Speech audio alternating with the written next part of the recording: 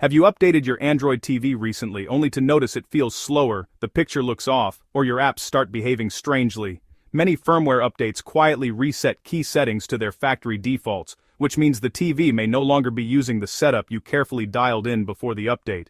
Here are 7 settings worth checking after every Android TV or Google TV firmware update. Check this first. Updates often switch your TV back to vivid or standard mode. These look punchy in a showroom, but they tend to over-sharpen, oversaturate colors, and introduce unnatural motion. Switch back to movie, cinema, filmmaker mode, or whichever preset you prefer for a more accurate image. Check motion smoothing next.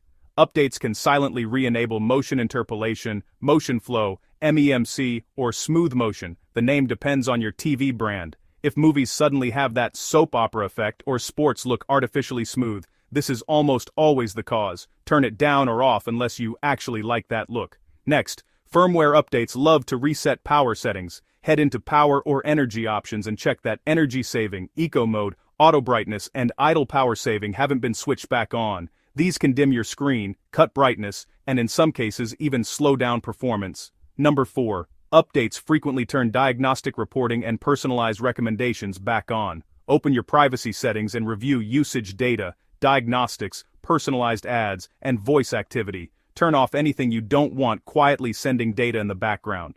Number 5. After a major update, some apps regain access to your microphone, storage, or location. Open the Permissions Manager and strip out anything an app doesn't genuinely need. It's a quick win for both privacy and security.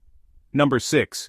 If you'd previously enabled developer options, check whether they've been reset. Updates sometimes restore default animation settings or background process limits. If the interface suddenly feels sluggish, reapplying your preferred animation scale can noticeably improve responsiveness. Only touch these settings if you already know what they do.